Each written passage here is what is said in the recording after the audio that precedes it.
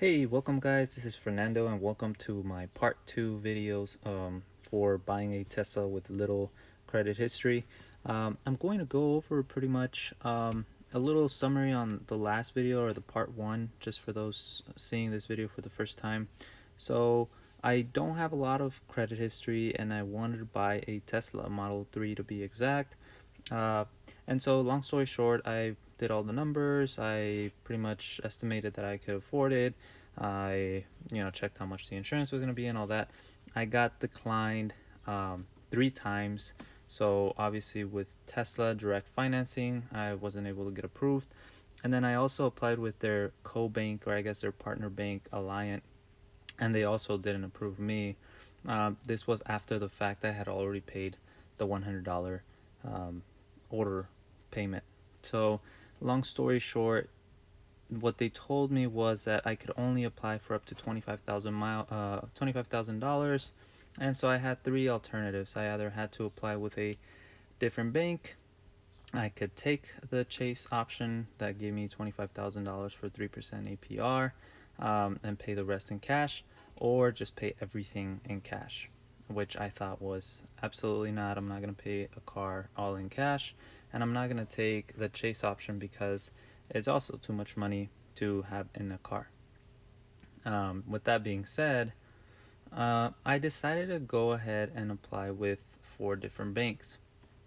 When applying with 4 different banks, I got pretty much 4 different offers. Very interesting. So, one Nevada credit union offered me an $18,000 max loan for a 60-month term, 4.75 interest. Clark County Credit Union did approve me for the $39,000 loan, 72 months. However, it was an 8.75 interest rate, which is very, very high. I also considered buying the car used because I saw some Model 3s in Carvana, so I decided to apply there, and I did get approved for a $39,000 loan for 72 months at 8.45% interest. And then I went with a different local bank. They did approve me for $35,000, 70-month loan term, but still an 8.25% interest. So after checking all these options, I decided that maybe Carvana or the local bank were the best option. However, I decided to co-apply with my mom too, because I had applied with the Alliant already. I had been declined, but I had not co-applied with someone.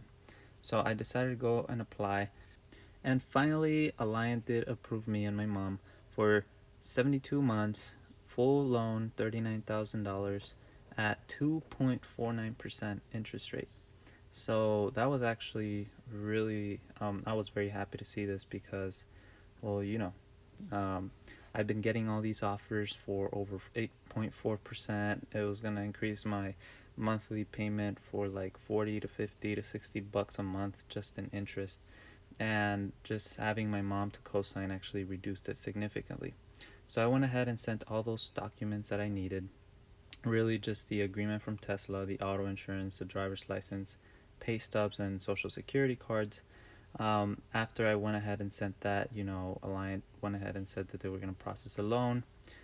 Pretty much, I also needed to wait for the agreement. So I thought it was just the order document from Tesla, but it's apparently they give you a motor vehicle agreement or something after a VIN number is assigned to you specifically.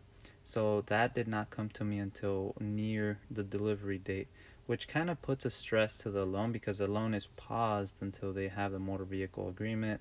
And so it's like you're just stressed out. So, with this being said, I also had to get insurance. So, insurance happened to be quite some journey. So, as you guys can see, a 6-month policy was $7,000 with Travelers, $4,000 with Allstate.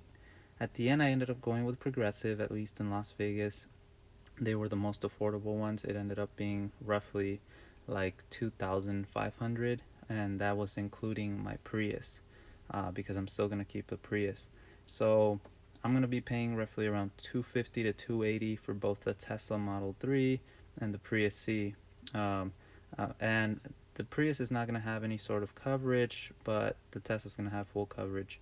So after doing everything with Progressive, Same, it took me 2 to 3 days to validate because it was my first time getting insurance. So keep these timelines in mind. Once I got the insurance, I went into Tesla.com. I made the payment for the remaining balance that Alliant Credit Union would not cover, which were the sales tax. And I also got in contact with my Tesla advisor pretty much to make sure that Alliant and Tesla were always informed and communicated. So on September 22 or 22nd, I made the payment for the $3,509. And again, this facilitated me to just simply, on the day of the delivery date, I didn't want to stop. I didn't want to do anything. I just want to go and make the payment, like go and sign, and then that's it. So finally, the day came, September 25th. They called me. The appointment was ready. The bank had funded the loan. And I mean, it was crazy because that same day, Alliant and Tesla actually were having some sort of discussions because Tesla was saying that they had not seen the loan be funded yet. They were not seeing the wire transfer of the money. And so that was literally between like before 2 to 3 hours of delivery date. And so I was very nervous if they were going to reschedule. I know that the loan was going to be fine. However, when you have that buyer anxiety, you're excited, you want to see the car, you didn't want anything going wrong. So I mean, overall, I think I placed the order in September 22nd, and I did wait 3 to 4 weeks. I'm a very patient person. However, I can see how some people can abandon the process just because it's so time consuming, and it's still not very streamlined to get the car approved for a very easy and quick loan. I mean, it's not like you have that buyer's quick shopping experience where you go like, I want a Model 3, I'm just gonna go buy it. You go to the dealership and you walk out there with the new car. This one you have to wait. You really have to be sure you want it because you have like 3 to 4 weeks thinking like, is this a good decision, is this not a good decision? So now that I finally have the car, I will show you guys some footage of the Model 3 obviously. In the future I will be putting more videos of the Model 3 and how I get to learn and drive the car. It's kind of interesting because I had never driven a Tesla, so on the day of delivery date I had seen the videos. They send you videos on how to drive it, but the employees at Tesla were kind of surprised to know that I had never driven a Tesla before. So I will also be putting this car to work. If you saw my first video, this car will obviously be listed on Turo, and I know that there's a lot of controversy there as to what's going to happen. That was my original plan, and I intend to follow that plan and see how that goes. So if you want to see how my process with Turo goes, feel free to subscribe and like the video so that way you guys can see whether somebody totals my car or if I am able to actually make some sort of contribution towards the payments and insurance for the Tesla.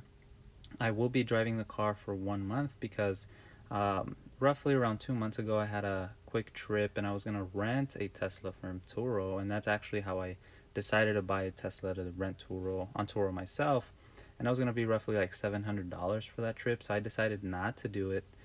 So what I'm going to do now is I'm going to drive and use this Tesla for a full 1 month because that's pretty much equivalent to if I would have rented it out on Turo, then that's would have, I mean, you kind of get the point. So anyways guys, again, I appreciate you guys watching the video. Like I said, a very time consuming process, kind of lengthy, but man, on that day of delivery I was so excited. I was very happy. I drove it. I mean, I can't wait to drive the car like every day now. So it's a very nice car, very sturdy, very high quality. You can feel it. So yeah, I mean, I hope you guys like it. If you haven't already, like and subscribe. I do have some other videos that you might find good interest in, and again, I will be uploading more videos in the future about this Model 3 and how it's going on the Turo platform.